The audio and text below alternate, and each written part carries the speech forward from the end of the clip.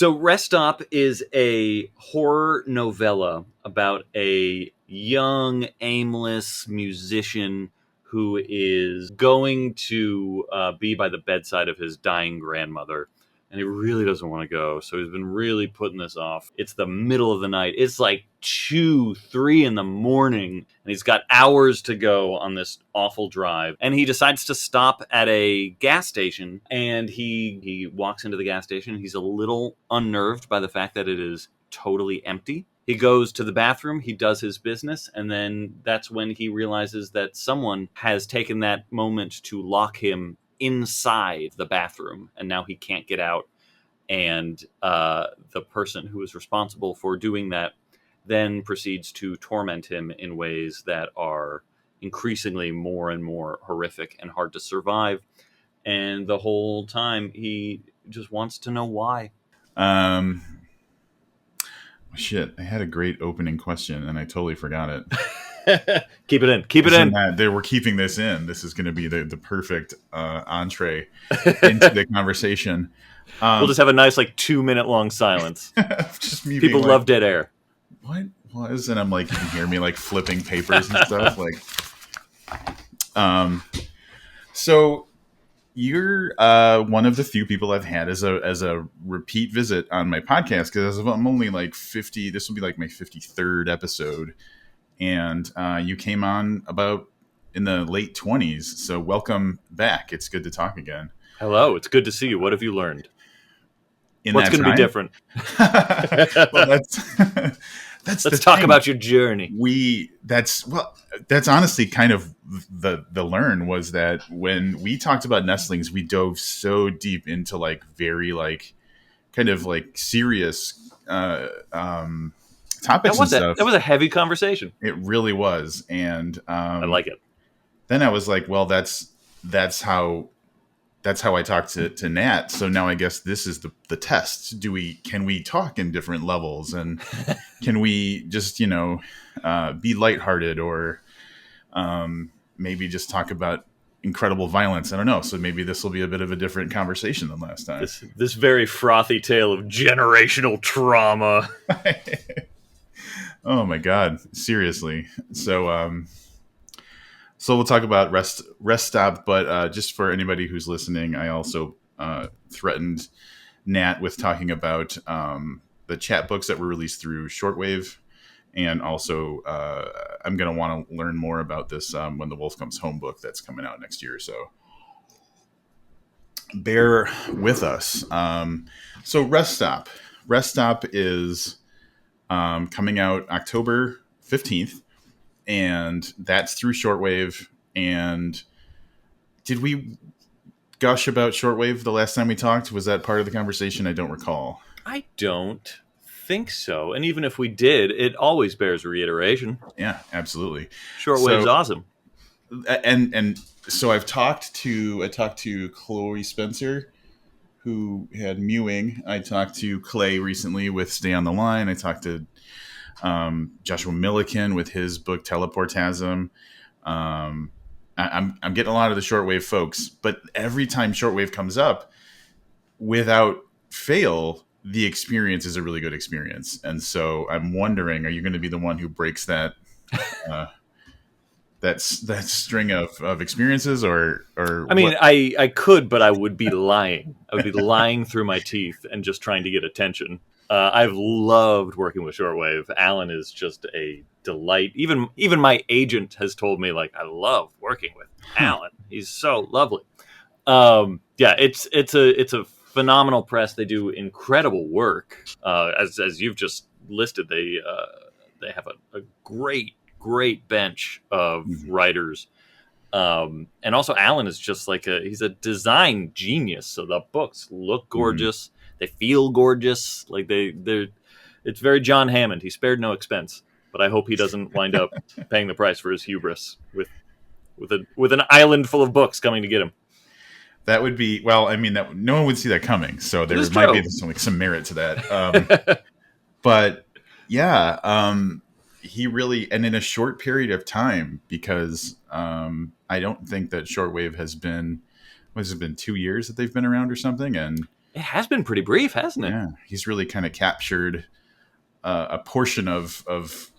I feel like right now is a real good opportunity for indies to do something that traditionals aren't doing, and in that way, not feeling like they're in competition with something, but they're Yeah. like their own separate thing. And I feel like Alan's doing a great job of that with Shortwave. Yeah, agreed. He's a great home for things that might, fall through the cracks of a traditional publisher that are Yeah.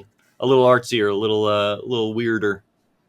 Yeah, but then also stuff that I don't know if this is your experience, but stuff that like the authors might have just had and not had a place to place it. And Yeah. so now, even if it's not the case, and like maybe you're writing after knowing there's a market for it, knowing that there's places that, I mean, shortwave, it's called shortwave for a reason. They do more short form stuff. It's nice to know that there's a place that's looking for that thing that's different than what, like Simon and Schuster or whatever is looking for. Yeah.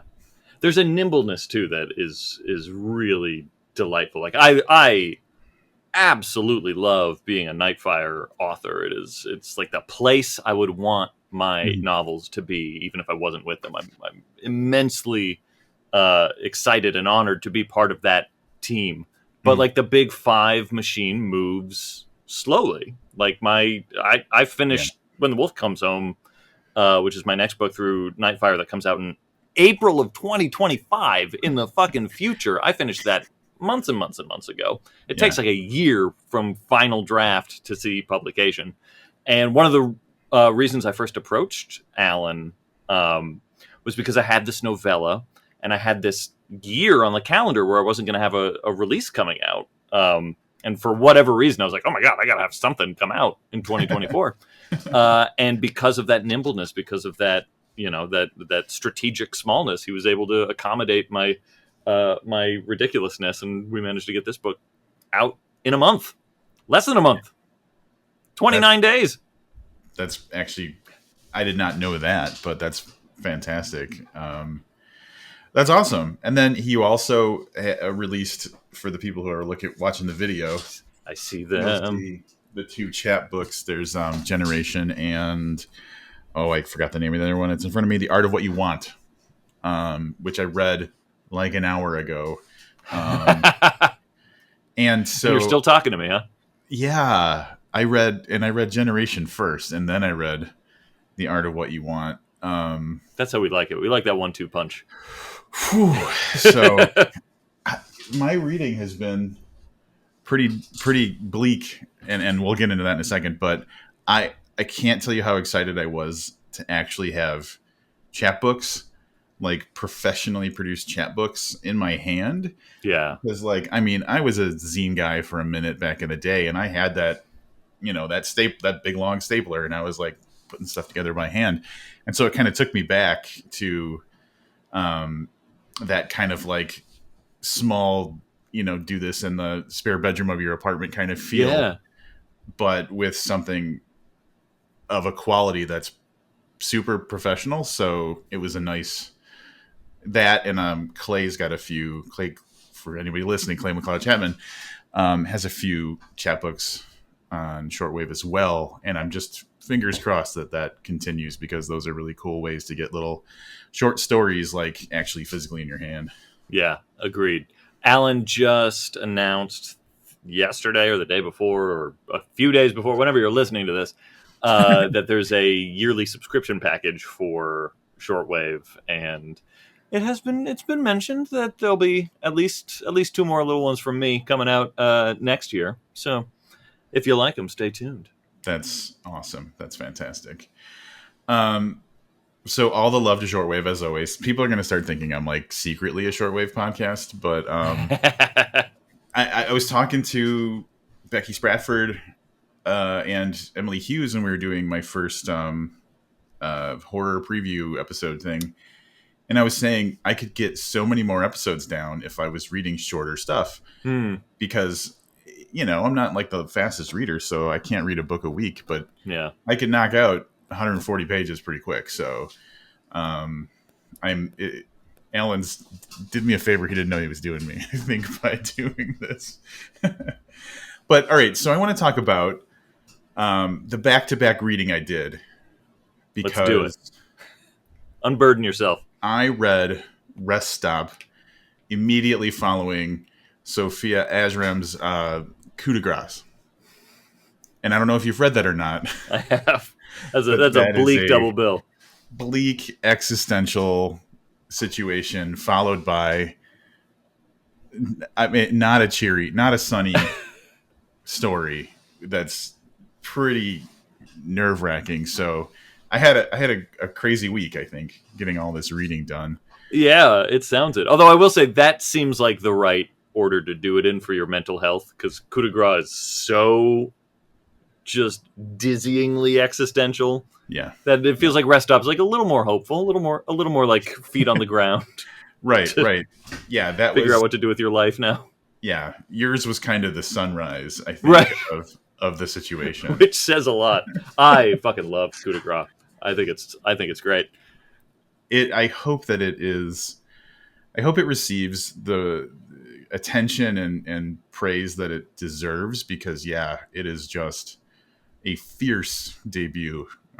For Sophia. So, but then jumping into Rest Stop, I was like, because it starts out kind of, it reading about it, it felt like there was an interesting premise of, a guy stops at a rest stop and like crazy shit happens.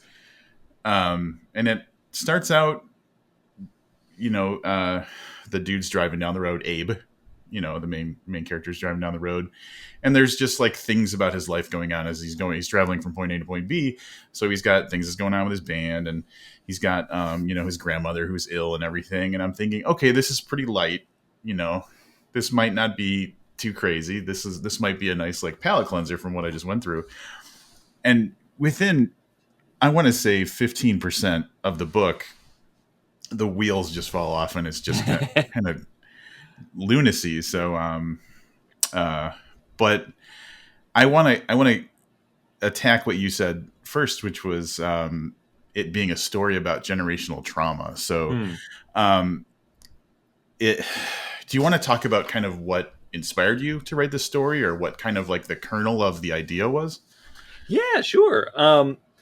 It's interesting because it's superficially a very simple story. Like, guy goes to gas station in the middle of the night, goes to the bathroom, a stranger locks him into the bathroom and then starts tormenting him.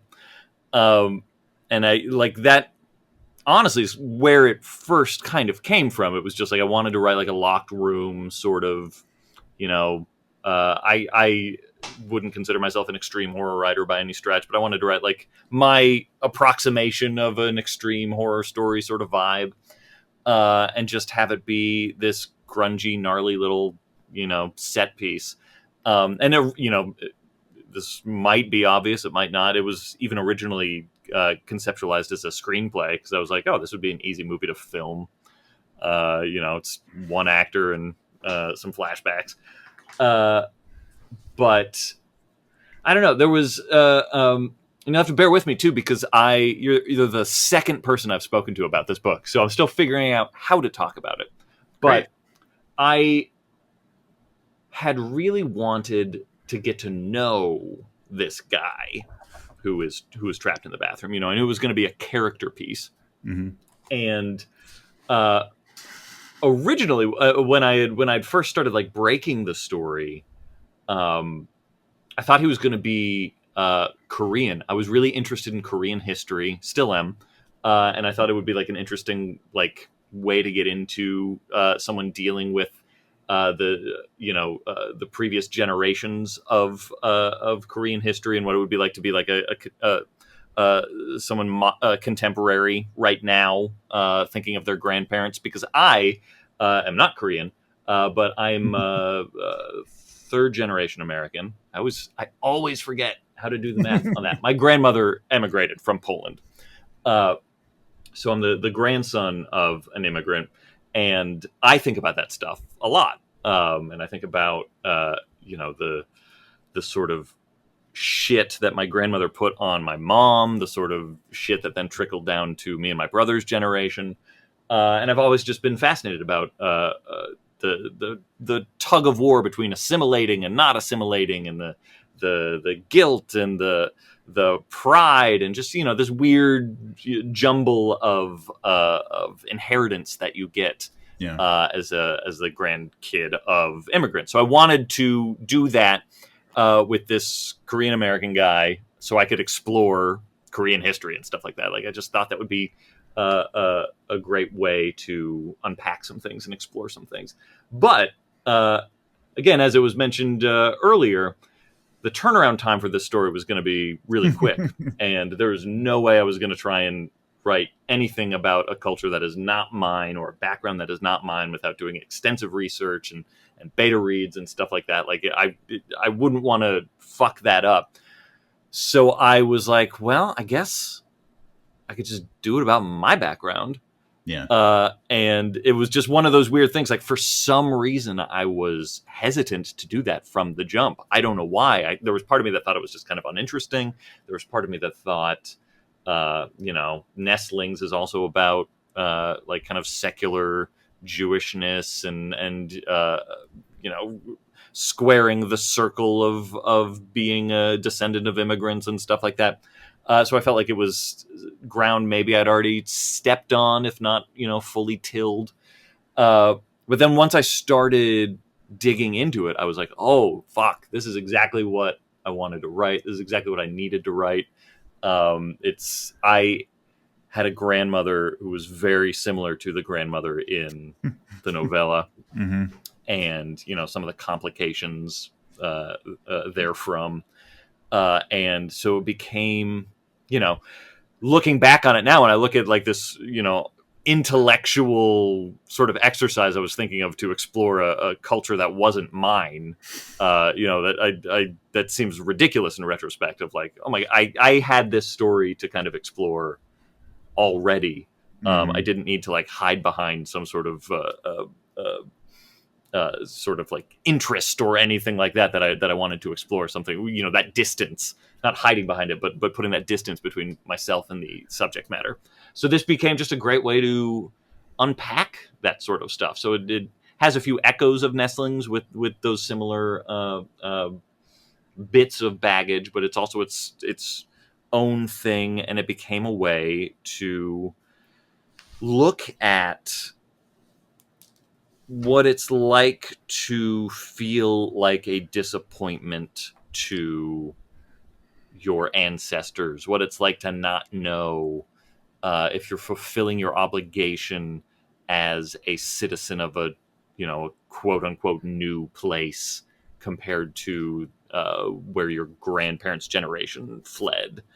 And it's explicitly set in 2016. I wanted it to be set in the summer of 2016, which I look at as kind of like a hinge point in contemporary American life, and just kind of explore the dialogue between a generation that in my particular case, for the Polish Americans, Ukrainian Americans, which is my background, they were fleeing obviously a very horrific situation, and a time period in which certain forces seem to be gaining unstoppable dominance. And I wanted to then kind of have it be a reflection point with a current day person looking at similar forces and trends and being like, what is similar? What is different? How would I handle those forces different than my grandparents would? And things like that. So it really does become a generational dialogue between Abe and his grandmother. I don't know if that answer made any sense, but that's what was like stewing around, and what had originally been a very simple, I want a guy trapped in a bathroom having to fight snakes and spiders and see what happens from there. Nope. Perfect. That was perfect. And it teed up like 3 different things that I want to respond with. So we're going to have another heavy conversation. I know. It's going to happen. I know. So I'll just give as much as I can, and then we'll see where it goes. But you had said that you didn't know whether or not it would kind of feel like maybe it was originally written as a screenplay. Hmm. Here's the thing that I thought about that. Early on, when he was locked in this bathroom, and then like a thing happened, and then a thing happened, I was like, this could easily be on a stage because it's a single room, it's an individual. Like this could be a stage performance so easily. And then I thought about your background and everything, and I was like, this totally makes sense. So I assumed that this was just like a comfortable thing for you, maybe not necessarily how you intended it to be, but like, you know, just like a format that felt right for you. And so I don't know if that's how it was, but yeah, I did pick up on that a little bit. Yeah. Um, I mean, it's interesting. I never thought of it as a play just because there's so much like interiority happening. Sure. And so many moments where one of the things I love about horror theater, and I don't know if anyone's tuning into this that isn't familiar with my bio, but my background before I became a novelist was as a horror playwright. And I've been writing horror plays for almost 20 years now. And it's a very specific medium, which probably goes without saying. But one of the things that makes it so specific, and one of the things that when you tell a good horror story on the stage that you can get in a way that you can't get in any other medium, is you can't force the audience eye anywhere. Like when you're sitting at a play, you are free to look wherever the hell you want. You can spotlight some things, but you know, it's never like true darkness usually. And more often than not, it's still a pretty hazy sort of border. And in general, you're looking at a lot of breadth in your audience eye. And so one of the fun things about horror on the stage is that things can just like creep into your awareness. A thing can be there and have been there for a while. And one of the things that makes horror cinema so uniquely great is that you can move the audience eye to wherever you want to move it. And it can be a close up, it can be whatever. But they don't have the option of looking somewhere else. Like what you have is what's in front of you. And that was also like one of the things I wanted to experiment with in Rest Stop was just like, you know, you can't look at anything other than that vent. You can't look at anything other than that tiny crack in the door. But you're also correct in that, like, I love intimate, simple sort of scenarios that you kind of have to embrace when you're writing for the stage anyway. Because like sometimes the most like unshakably fucked up things can happen when you only have like a couple of ingredients. So yeah, there's definitely some playwright influence into this. And that, you know, and obviously that's me being naive about the difference between like film and like a stage performance, as far as like the move in the eye and everything. So I definitely feel a lot better after you having said that, of like my understanding of the influence. Yeah, definitely. That's cool. In response to a couple of other things that you said, about more of like the generational stuff. When I was reading this, I was in parts kind of taken back to either the reading of or our conversation of Nestlings, where we specifically spoke about survival as a thing, you know, as a I was trying to think of a way to say it, because in Nestlings, at least in our conversation, we were talking about like the main character, and he meets someone, and they're talking about how, like, you know, over history we've survived this, and the whole question was like, why do we have to keep fucking surviving things? And so survival being like a strong point in that conversation, in that part of the book, and Abe in this book at different points throughout the story reflecting on his interactions like with his grandmother and stuff, but also like I feel that the extremity of some of the things that happen in the story push him into a mode where he's got to survive, and then as he's going through that, almost maybe drawing strength on some of the stuff from his family history and stuff as well. Yeah. I could be reading into that. But the other thing I noticed was, so you had mentioned that, or maybe you hadn't mentioned, in the beginning, Abe is talking to his brother. And, they got a grandmother who, she had a stroke. And so, like, she's medically kind of in a tenuous situation. But she's also a pain in the ass. And so they're, like, talking about how she's, like, you got to worry about your grandmother who, might not have much longer to live, but also acknowledging she's kind of a pain in the ass. And so all of this is to say, I liked the fact that even though we have sometimes trouble with or issues with or struggles with, our history with our family, we can still draw strength from that. And we can still, in moments of extreme, whatever it happens to be, like in this situation, obviously it's a little bit more like literal violence. But like, in troubling times in our lives, we can remember the things about our family that we can draw strength from. So I got a little bit of that out of kind of the whole story in general, but it kind of took me back to the conversation we were having in that one part of Nestlings as well. So that was long-winded, but maybe there's something for you to reply to there. Oh, sure. And appreciated. Yeah, it's interesting. I think there's definitely an overlap on the Venn diagram of Nestlings and REST STOP. And part of that overlap is this idea of survival. Yeah. But there's also an element in REST STOP that I haven't quite articulated yet in the context of talking about the book. And so I don't quite know how to do it, so bear with me. Sure. But it's also a book about cruelty and agency and about the cost of surviving. I think Nestlings is about the drive to survive, the hardwired feeling to like, I need to take care of my family. I need to propagate. I need to protect. I need to make sure that we survive. And REST STOP is kind of about what happens when you survive. In Abe's grandmother's case, she has survived something horrific, and it has made her very cruel. It's made her mean.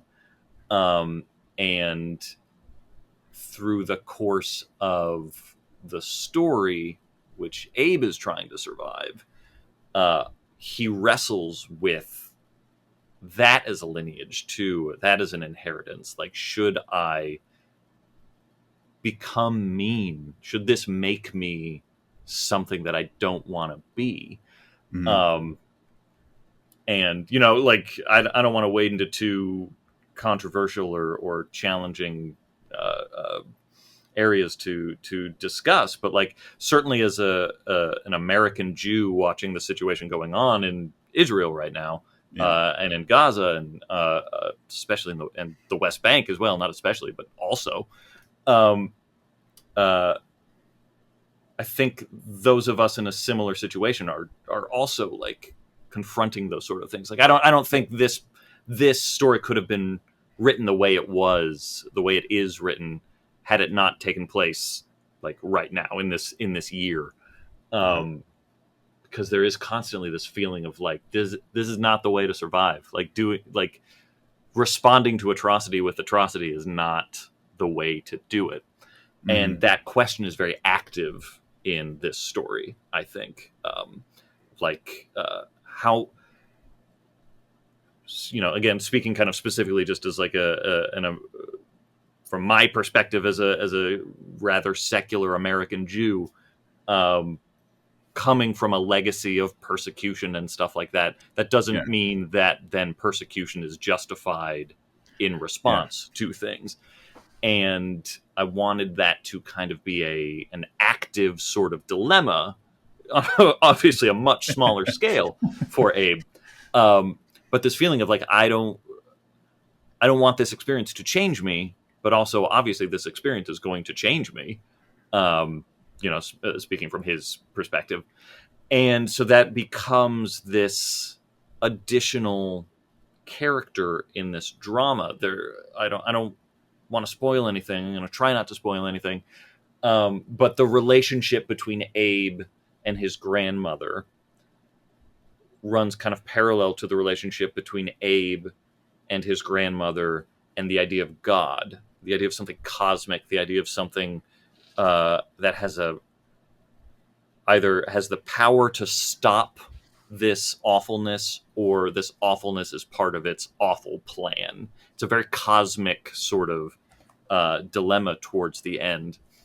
And that is also a key part of it, just like this relationship between like man and God, and the why of it, the why of this cruelty, the why of this dilemma in the first place, of like, why is hatred even a thing? Why is this animosity even a thing?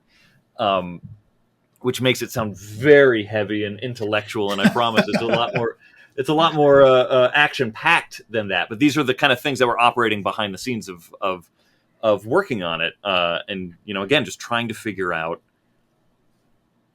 where our place is in this larger conversation of the burden of past traumas and the active conflagration of contemporary traumas, and just trying to like fucking fight your way through that continuum to just like find a peaceable present. That's very much the dilemma at play, I think. Well, and I won't spoil anything for anybody who hasn't read this, which is most people probably, but you saying what you did about the relationship between Abe and his grandmother kind of recontextualized a moment in the story, and I won't say when it took place, but like it had to do with not speaking in her presence. And so now that kind of recontextualizes that. But not to go too deep into this, but I've been having conversations. That's what we're here for. I know that's what this is. I've had conversations recently about parenting through different generations, and so I'm going to kind of walk it in reverse. But like, people who are parents today are so present in their children's lives, and they're so involved and active, and take that one generation back, latchkey, like my generation, we were very much left alone and left to our own devices by our parents. But you take that one generation back, and the people who were my parents' generation, their parents were, it's either them, great generation, or what is it, greatest generation, whatever. Like, that generation had gone through so much fucked up stuff that they were actively bad at parenting, I think. And so they had other priorities. Right. Because how can you fucking blame them in a way for not being like able to parent the way that people of current generations can, because generationally the experiences are different.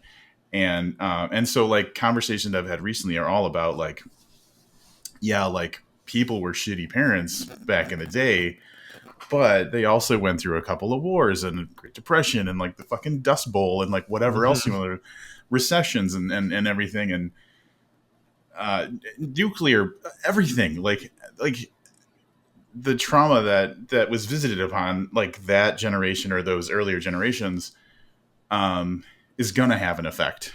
Yeah. And so while it's not the behavior you would hope in a maybe a parenting relationship, in hindsight, you have to at least acknowledge that there are factors that impact what we're able to do, what we're capable of doing.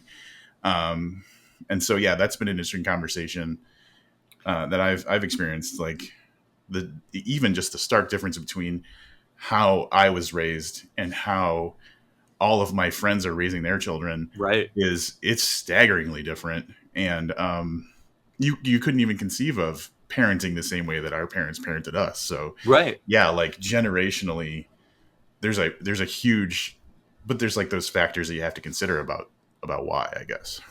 Yeah, I kind of went through that journey while I was writing this. Even like my grandmother, my actual grandmother, who's the only grandparent I ever knew, my mom's mom, as I've already kind of, I forget if I've alluded to this or if I explicitly said it already, but like she was a fucking lot. She was a lot to handle. Some people have asked me if Nadine from Mary was based on anyone, and she was in part kind of based on my grandmother. Although Nadine was a lot more charming. My grandmother was rough. She was mean. She was really mean, especially to like me and my brother. And very unpleasant, very rude, and sometimes cruel. She was cruel to my mom. She was just an unpleasant person to be around. My experience of her. I know my cousins and my aunts, like, I think had their own relationship with her that maybe not as negative as mine was. But that was the kind of relationship I had in my head going into writing this and exploring exactly the phenomenon that you're describing. Yeah. And even just by virtue of getting older, and the older you get, the more you start thinking about your ancestors and your immediate ancestors and what life must have been like for them. And I similarly had this kind of quiet revelation of like, God, I wish she was still around so I could just talk to her about what it must have been like to, she came to America in 1929, the fucking year of the crash, fleeing a pogrom in Ukraine/Poland, because it was kind of like right on the border where those countries have been shifting, and to just like land in New York. Her parents open up a knish shop on the Lower East Side. They're living in like a tenement building, and at the same time, so dealing with the Great Depression now in fucking New York, learning how to speak English.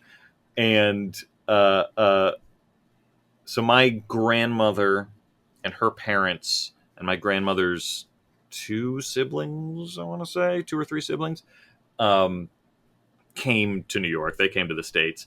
But she had first cousins and aunts and uncles who were still in Poland, who they were desperately trying to get visas to come here as well, and the U.S. kept denying them and not allowing them to come, and they died in camps. They died horrible deaths, and like just imagining what that must have been like to be desperately trying to bring your family to escape the thing that you just escaped, and to meet that resistance. And then I learned only like last year, I think, or it was even earlier this year, that my great-grandparent, my great-grandfather, her dad, my grandmother's dad, was in a fucking Siberian prisoner of war camp after World War One.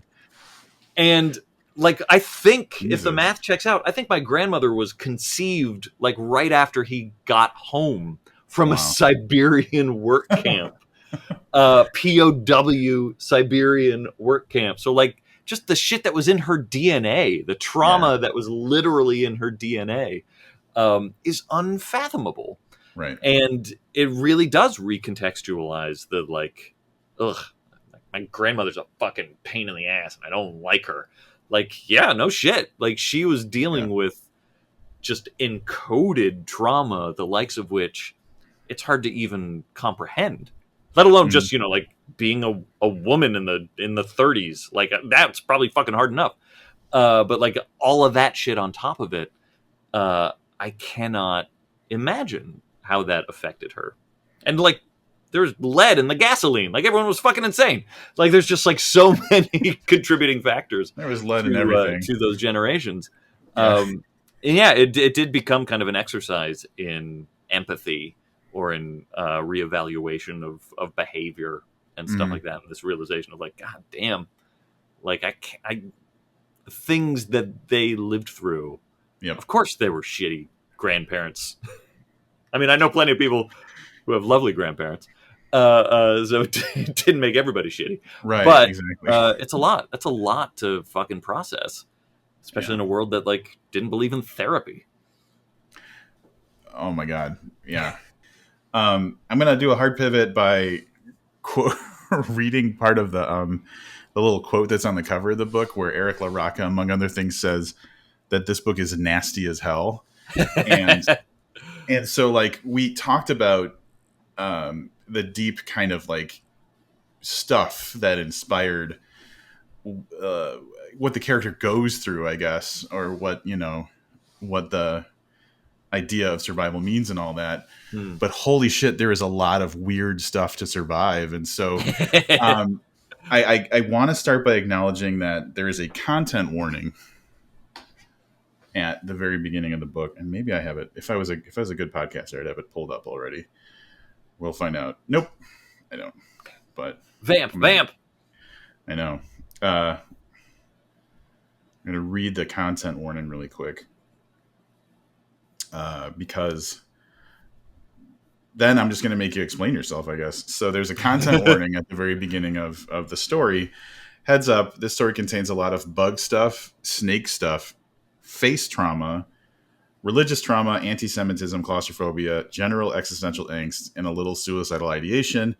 It also might get some yacht rock stuck in your head, but no need to thank me for that. So that's the promise at the beginning of the story. We just talked a lot about like deep, meaningful, soulful things, and the promise at the beginning of the story is snakes and spiders and violence, rock. and yacht rock, which is its own form of violence. Although I did have a very pleasant evening one time. I had bought a couple of like nightstands at IKEA that were going to go next to on either side of my bed, and me and my girlfriend spent a night listening to a yacht rock playlist and assembling IKEA furniture, and it was a really nice evening. Yeah. So, hell yeah, that warning took me to that nice, pleasant experience. So let's talk about that. On the other side, on the not so deep thinking side, there is some shit, and I want to know where the idea for spiders and snakes come from. I love spiders and snakes. It's just that simple. Actually, there's more interesting stuff than that. But first and foremost, I love spiders and snakes. I mean, I grew up in the desert. I grew up in Arizona, and oh right, yeah. My wife and I will talk about this every now and then. Even when we go, she's from like Eastern Pennsylvania. She's from like the Poconos. And we'll go up there, and that's spider country. There's spiders everywhere there, and I love spiders, but I pay them very respectful distance. And she, grew up with that, and she's like, don't like, they're fine, they're not going to hurt you. And I have to explain to her, like, no, I grew up in an environment where every spider had the ability to probably kill you. Like, it's just like a thing. Every snake you didn't fuck with, like, yep. You might see a garter snake, but that could be a fucking deadly venomous snake. So it's just like, you grew up in the desert and you have a certain respect for spiders and snakes because they could just end you. And so I love them. I love writing about them. There's bugs in most of my books, probably all of my books. And so, like, it's funny you mention Eric and Eric's very lovely cover blurb because, and I see at dark I become loathsome, right over there, which you want to talk about fucked up. God, I love that book, but it is fucked up. And I love Eric, and they're a very good friend. And I wanted to write something that was kind of extreme adjacent. I wanted to write something that was kind of that lineage and of that vibe because I love reading that stuff, but I generally don't go full tilt in that direction. And I came of age in the 80s and 90s and was reading plenty of splatterpunk and stuff like that at the Sure. time. Yeah. Obviously, I became more of like the Stephen King sort of side of the equation, that sort of acolyte. But I still enjoy Skip and Spencer and Barker and all just like the gross shit. So I wanted to write something that kind of acknowledged that side of my sort of literary heritage, as it were. And what better way to do that than with some torture and spiders and snakes and creepy crawlies and stuff like that. But also the impetus for this idea to begin with, bringing it back to the Poconos, was that anytime we would drive to where my wife grew up, or where we for a while had like a storage unit that we had like old shit of her family's in and stuff like that, we would make this drive a lot. And there was a gas station, first of all, in New Jersey that we would always stop at, because who doesn't love having their gas filled up for them? Yeah. And it had a little bathroom that just always made me creeped out a little bit. But like that was the place where we would always have to stop on the drive to Eastern Pennsylvania. So like that was where this book took place, was in that bathroom in Phillipsburg, this gas station bathroom. But on that same drive, when we would get closer to the Poconos, when we were actually in Pennsylvania, near where there's like a family cabin of hers and where like the storage unit was and stuff like that, blanking on the name of the actual place, but there was this not just spiders and snakes house, but like just one of these like tiny little private zoos that was like, that also had like a snake house and an insect house and stuff like that. And then they have like, a really sad bear and like a tiger, right. And like just it's a little bit of a bummer. But I didn't know that at the time. Like I just knew that we always drove by this sign, and especially during the pandemic when we were making that drive a lot, I was like, God, I want to go. I want to see their insect house. I want to see their spider house and their snake house. But we couldn't stop because we weren't doing things like that at the time. So in Rest Stop, the gas station is right by basically that analog of the snake and spider house. And what better place for there to be a crazed killer to draw inspiration from? So that's the more practical answer as to why there's spiders and snakes and stuff like that, because of those two locations kind of melding into a more approximate setting for this story. What I liked about the story, and I don't know like how vague to be, but like, so you had said that he gets kind of locked in this bathroom and at the beginning of the experience, and that's kind of where the spiders and snakes come into play. Like, imagine being locked in a room with like these horrifying things. And I thought it was a nice way to like start the creepiness kind of at like start the baseline low and then like build and build. And so at first I was like, where's he going with this? But then like it all makes sense when you read the whole story. But like, again, yeah, it was nice to like baseline it kind of low, like freaky but manageable, and then like just kind of like build and build and build. But you opened the door so I can talk about it.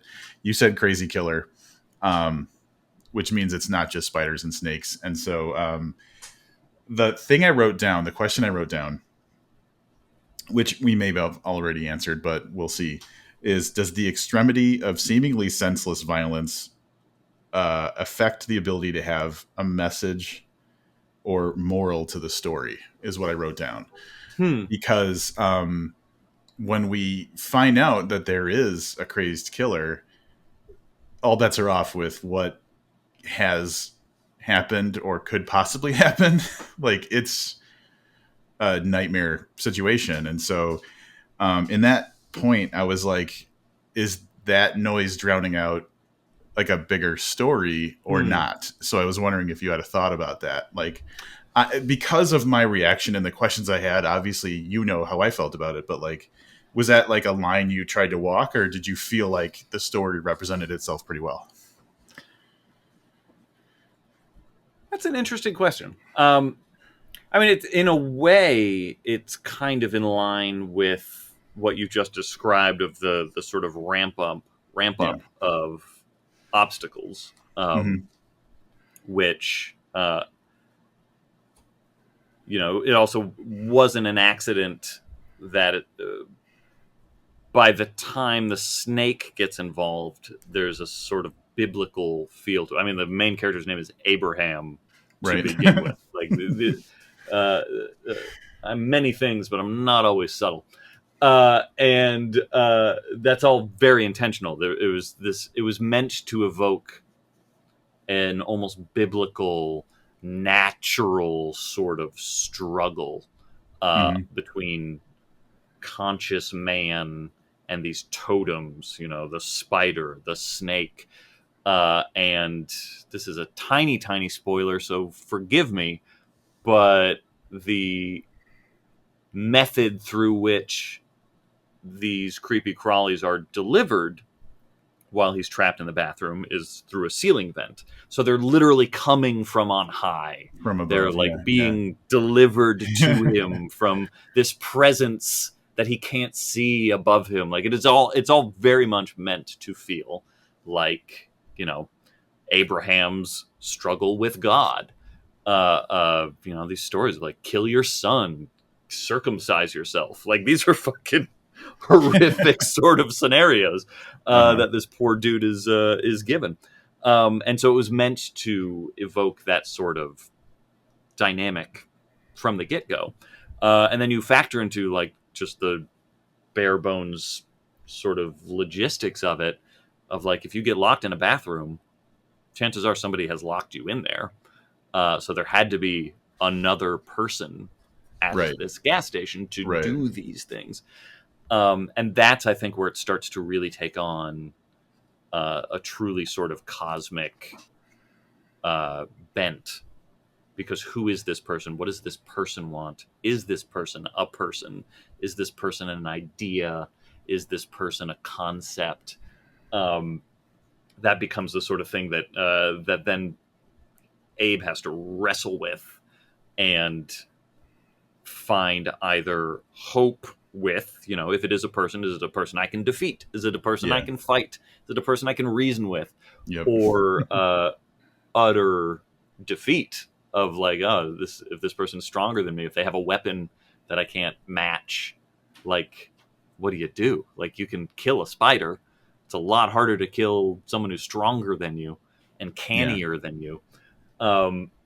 So yeah, it was part of that ramp up. Like first you got to fight the insect, the arachnid that is smaller than you, then the snake that is also smaller than you but way harder to fight, and then you got to fight an actual opponent, and then you got to fight the reason behind that opponent. Then you got to fight the fucking concept behind having an opponent in the first place. And then you got to fight yourself on the other side of it. Like it's just this long, protracted sort of battle, this arena. There are additional themes and images that you and I could talk about because you've read it, but that get very spoilery. So I don't want to rob anyone of that. No pun intended. I'm robbing people all the time.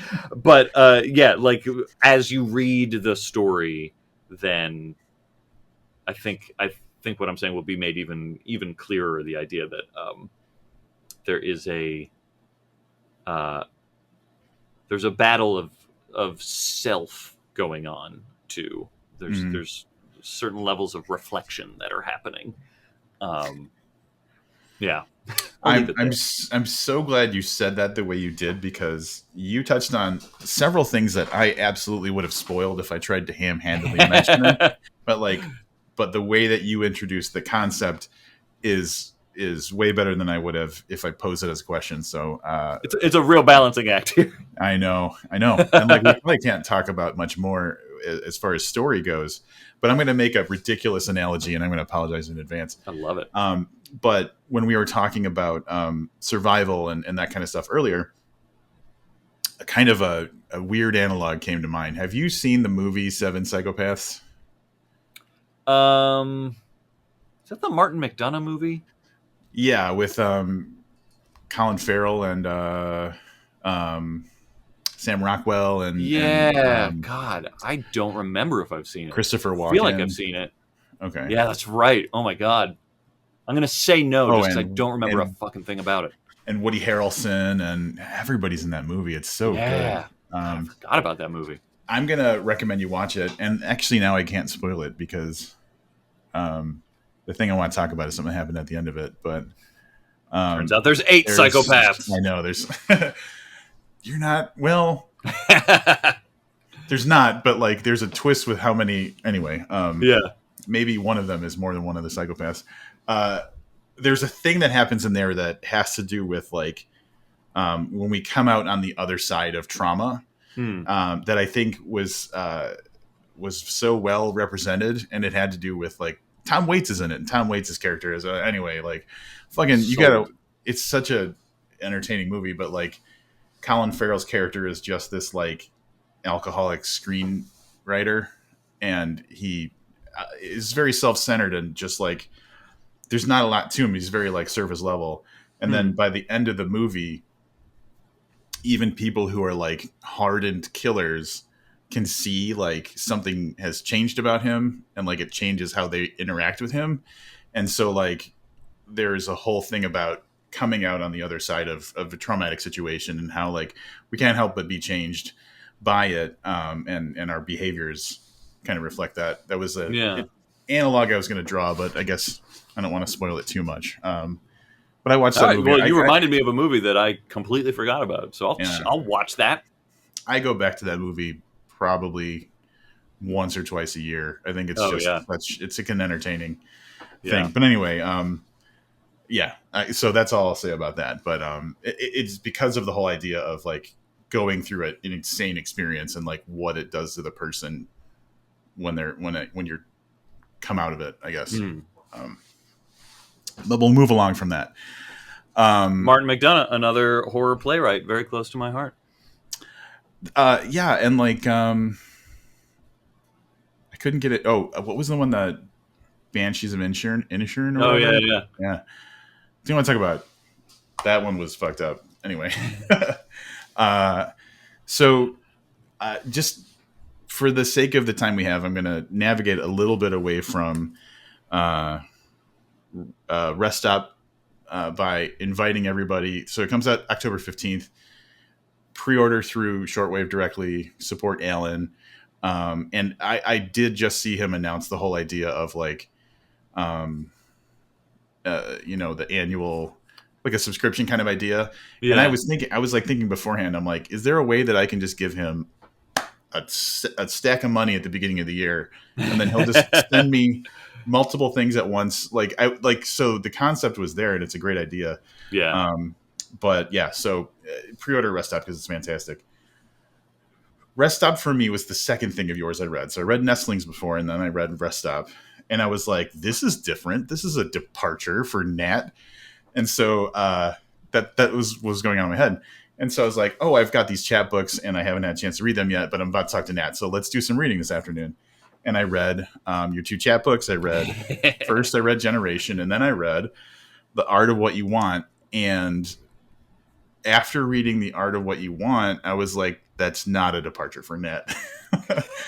That's just another way he can write, because there's some really messed up stuff that happens in that story. And so I guess all of this is to say, I appreciate that you can explore such serious and necessary topics about us as people, but at the same time, fuck me up, with the way that you write your story. And I think without having read Rest Stop or The Art of What You Want, maybe I wouldn't have understood the level to which you can go in the direction of extremes. So that's what I'm going to say. Thank you. That feels at once uh, exactly like what I want to hear, and also like a weird thing to say thank you for. But thank you. I appreciate that. Yeah, I love doing both. Like that, you just kind of nailed what I look at as the sort of the remit, the assignment to like tell layered and legitimately uh, kind of depth probing sort of stories and hopefully fleshed out realistic characters. But like, I love I love seeing how far I can take a thing. I love bad taste. I love Yeah. trying to marry what I look at as like the point of literature Mm-hmm. with bad taste. Like Cormac McCarthy is another one of my all-time favorite writers. And that motherfucker will like just have like a tree full of babies impaled on branches, Yeah. and then like the most exquisite prose and reflection on the beauty of a western sunset, and it'll just like that to me is like great. I Yeah. love it. I'm a Shakespeare kid. Like I fucking give me poetry and then give me someone murdering someone's kids and putting them in a pie to feed to them in revenge. Like I want both in my entertainment. Well, that makes me think you must be a fan of Brian Evenson as well. Oh my god, I love Brian Evenson. Oh my god. Talk about beauty and horror. God damn. That guy will mess you up. And then he'll tell you happy birthday on Facebook. I had never met him in person before and had never seen a picture of him.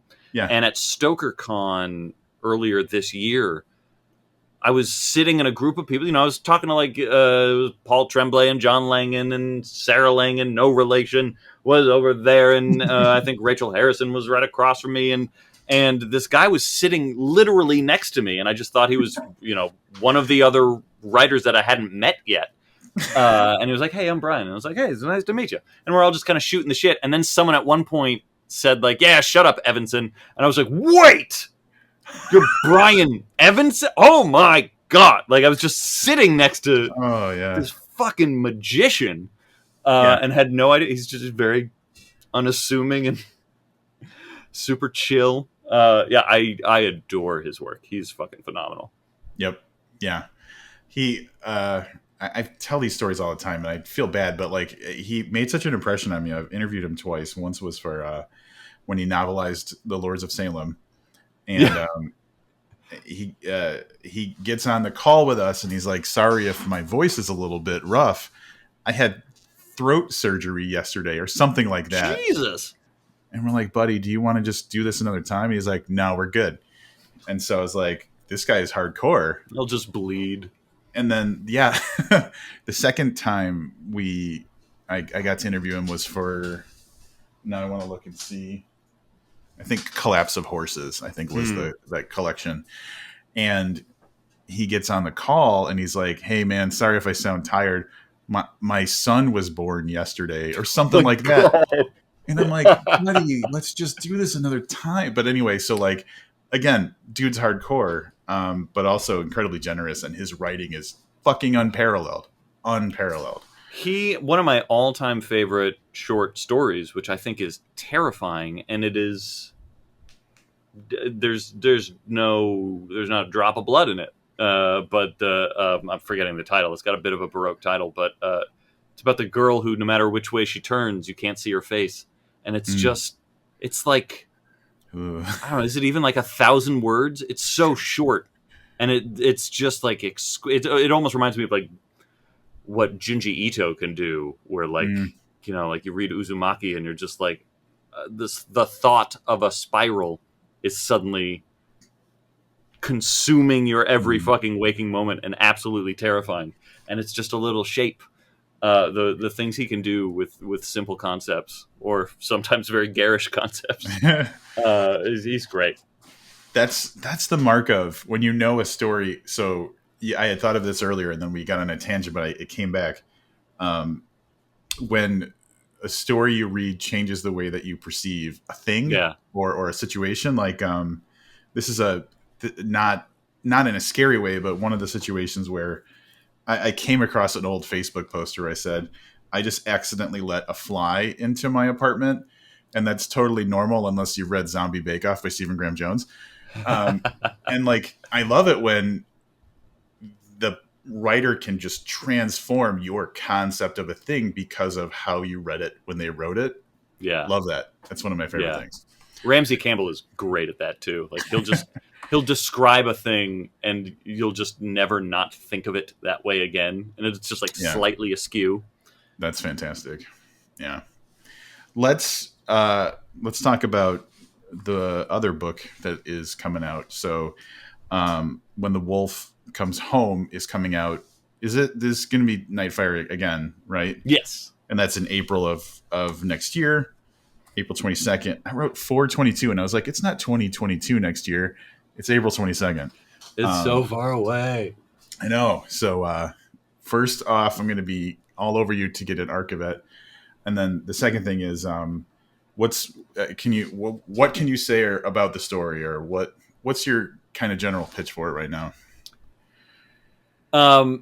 I'm so excited for people to read it. I love this book so much. It is, if Mary was like my homage to unreliable narrators and serial killers and ghosts and giallo films and a little bit of J horror and just kind of like, just like weirdness, desert weirdness.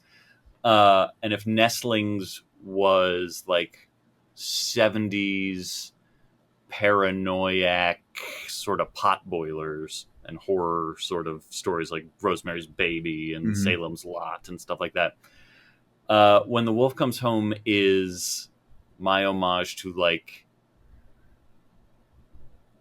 rails of coke snorting 80s action horror airport novel sort of vibe.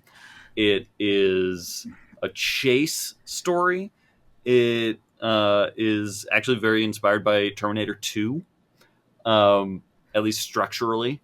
Beautiful. It's also inspired by The Twilight Zone and by Ursula Le Guin's The Lathe of Heaven and Firestarter and It and a few other things like that. So it is I think Mary and Nestlings are very different vibes from each other, and then this is a very different vibe from either of those two. But still, the kind of character-centric, larger themes at play sort of stuff that I like to write. So I think it's a very rich text, if I can say so myself. But it's also just like, sometimes the criticisms of Mary or Nestlings tend to usually just be like, it's slow. It's a slow burn. So this is the sort of book that's for like, oh, you don't want a slow burn? Okay. I'll give you a fucking pedal to the metal book. So yeah, it's I don't know. Have I ever said the plot out loud? I honestly can't remember, but it's about a struggling late 20s, early 30s actress in LA who's in a total rut and is miserable and is working at this like shitty under the highway diner in the middle of the city, and has a particularly harrowing night at work during the graveyard shift and kind of stumbles home in a haze and is like, I can't keep living like this. And while she's kind of figuring out her next steps, she discovers this little boy hiding in the bushes of her apartment building who's clearly on the run from something or someone. And she takes him into her apartment and tries to find out what's going on. And before she can really do anything, the boy's father shows up and is clearly a not nice guy and is demanding that she give him back. And she doesn't want to give him back because all her red flags are up.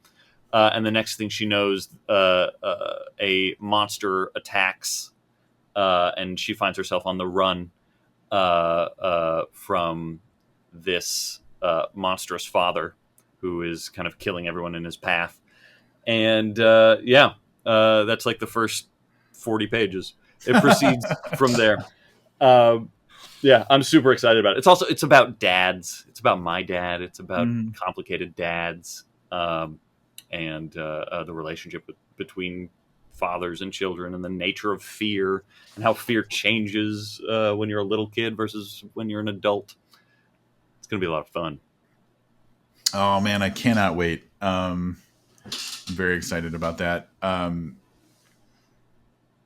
Because I was thinking of a bad joke, but like I was like, if I wrote if I wrote a father story, it would be the monster moved to Alaska, and then that would be the end of it. So, um, end of the story. It's a short story. Yeah.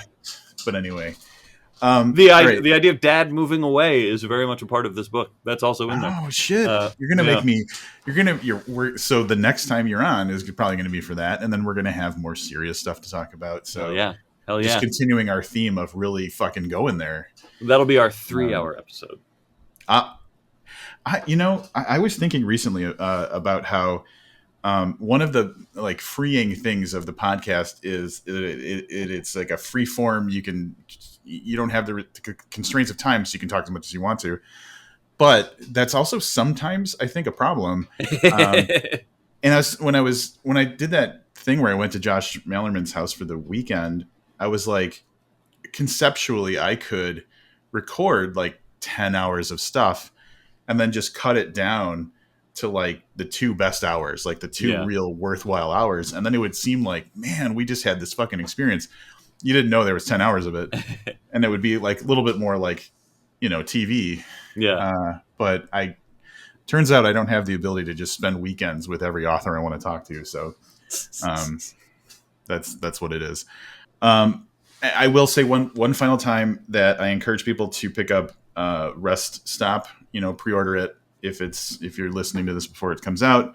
Also grab the are those chapbooks still available through Shortwave? The 2 chapbooks? They are, yeah. I think they're like made to order, I think. Sorry, Okay. Alan, if I'm volunteering you for something. But there's also if you like to do Kindle stuff, there's a little ebook combo pack of the cool. 2 of them for just a couple of bucks. And at the end of Rest Stop, there's like the first quarter of The Art of What You Want included as a little bonus to wet your whistle a little bit. But yeah, they're available as ebook always. And as far as I know, the chapbooks will keep flowing as long as people are buying them. Well, yeah, so definitely pick those up. Because fantastic all around, and it did kind of give me a different layer of Nat's writing that I wasn't familiar with before. But before we say goodnight, I want to ask you what your feelings are about maybe it's an important date coming up, which is October 3rd. October 3rd. What is October 3rd? Isn't that when the new Salem's Lot? Oh yeah. I knew there was something there, and I was like, "What is it? What is it?" I'm excited. I'm really excited. I fucking love Salem's Lot. It's one of my favorites. The Toby Hooper miniseries is also one of my favorite adaptations. We don't speak of the one from the early 2000s.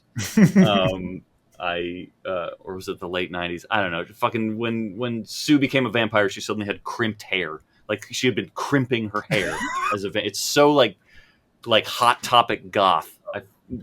I won't speak of that one, but I am excited for this. The trailer, I thought, looked great from what I could see. It's so fucking dark. I don't know why it's color graded so dark. I hope it's not like that for the actual movie, but it looks really promising. I'm excited.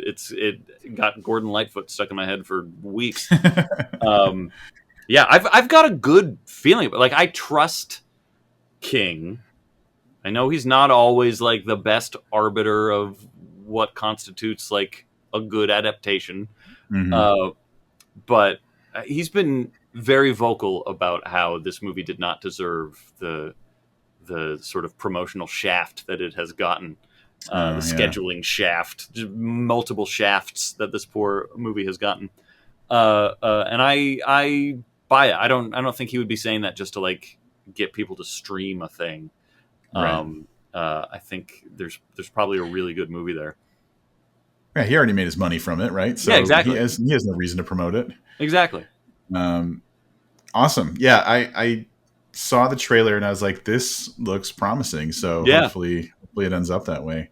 Yeah, And the then whole the thing of like Ben running into the street and it doing like the whip around, and when it comes back to him, there are figures standing on all the buildings and shit like that. It's like, the sun sets, like that line just slowly spreading. Great. Yeah.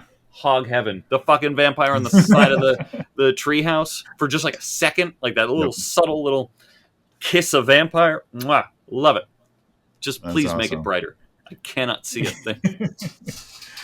And then one thing that just occurred to me that also is something that's coming out is that anthology that Brian Keene is editing of, is it stories that take place in the world of The Stand? Is that what it is? Yeah. How are you feeling about that? Are you looking forward to that one? Have you gotten any peeks? I have seen the table of contents, so I know all the other contributors. It made me kind of emotional to see it. Like there is, as like a King super fan, I'm sure I'm predisposed to feel this way anyway. But it being an anthology about, this work that is so important to so many of us, and this iconic text that so many of us have kind of spent an immense amount of time with, because it is a bit of a commitment in all the best of ways. It like I have a feeling that King fans will feel similarly when the table of contents is announced, which I imagine will probably be in like a month or so, because there's just something really beautiful about how it's this like physical embodiment of multiple generations of horror in communication with itself. Like we're all talking about this book from the late 70s or the early 90s, depending on which version you read. But there are authors of like, Brian's generation, and then there are authors of Paul Tremblay and that class of writers, and then there's the kind of newer ones, of which like I kind of consider myself as well. So it's just like, it just really feels like almost like a yearbook in a way, a really interesting, and like I'm just so excited to read all the stories and see how these individual voices shine through. Because I think it's such a great time for horror anyway, and I think it's going to be a really great showcase of what the genre can do now, what it likes about what it used to be able to, what it used to do. And like it almost feels weird for me to even talk about it because I'm so gobsmacked that I got to be a part of it, and like just so delighted and honored, and so I never announced that I was a part of it or anything like that. I still don't really talk about it, even though I've like signed a contract and received a check and stuff. Like I know I'm in it objectively. But then fucking on Talking Scared, the most recent King interview that Neil did, he mentions my story. So it's like, I guess that technically it's okay for me to talk about it. Like that's about as big as a leak that you could get. Like he said it, so I guess that means I'm in it. So yeah, I'm so bowled over to be a very small part in this massive anthology. I just can't wait to see the cover, and I can't wait for more people to be able to talk about it. It's gonna be awesome. I think it's such a great idea. Like it is such an immense world to explore, the world of that book. And congratulations on being able to participate in it, and to get paid to do so is just like a little extra bonus, I'd imagine. But now, I would have done it for free, for sure. As you were talking about it, I imagined it maybe as a bridge for people between I know and have read Stephen King, and here are all these contemporary authors who are just someone to discover. So that could be a really interesting outcome if that's the case too. So, that would be great. I'm certainly excited. Yeah, awesome. Well, Nat, I could talk another fucking 3 hours with you as always, but I really appreciate first of all, you taking the time and talking with me, but then more than anything else, the fact that you spent the time to write the stuff that brought us together. So thanks for Rest Stop. Thanks for the chapbooks. Thanks for everything that's coming in the future. I really appreciate all of it. Oh, thank you. Thank you for reading it. Thank you for chatting about it. Anytime. Next time we'll do another barn burner clockbuster conversation. We're gonna get about dads. We're gonna talk about dads. We're gonna hug it out. It's gonna be great.